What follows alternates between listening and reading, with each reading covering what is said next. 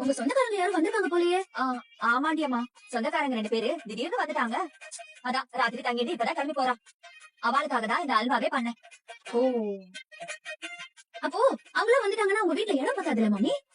இடம் பத்தாதுதான், என்ன பண்றது, அட்ஜஸ்ட் பண்ணி இருந்துருவோம். ஒருவேளை மேல இருக்கிற ரூம் உங்ககிட்ட இருந்தா உங்களுக்கு வசதியா இருக்கும்ல.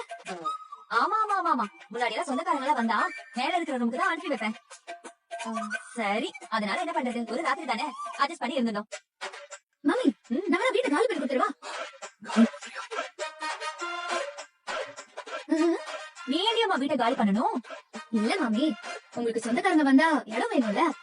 நாங்க பாட்டுக்கு மேல இருக்கிற ரூம் உட்பட எல்லா போர்ஷனையுமே நாங்களே எடுத்துட்டோம். உங்களுக்கு இதனால ரொம்ப கஷ்டம் இல்ல. சொந்தக்காரங்க என்ன தினமும் மாமா வந்துட்டு இருக்கா? எப்பயாச்சும் தான் வருவாங்க. அதனால ஒண்ணு ஆட்டை காலி பண்ண சொல்ல முடியுமா? நீங்க மாசம் மாசம் கரெக்டா வாடகை கொடுத்துருக்கே, சொந்தக்காரங்களுக்கு நாளே செலவு பண்ணி சோறு போட்டேன்.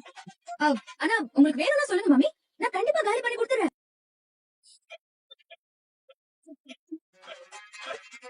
என்ன ஒண்ணும் இல்ல, அது மாமி ஸ்வீட் கொடுத்தாங்க. கல்கண்டு போட்டு அல்வா, சாரி, பணம் கல்கண்டு போட்டு அல்வாவா உங்களுக்கும் சேர்த்தா கொடுத்துட்டு போயிருக்காங்க. பாருங்க, சாப்பிடுங்க. இல்ல, நீ என்ன ட்ரை பண்ணிட்டு இருக்க?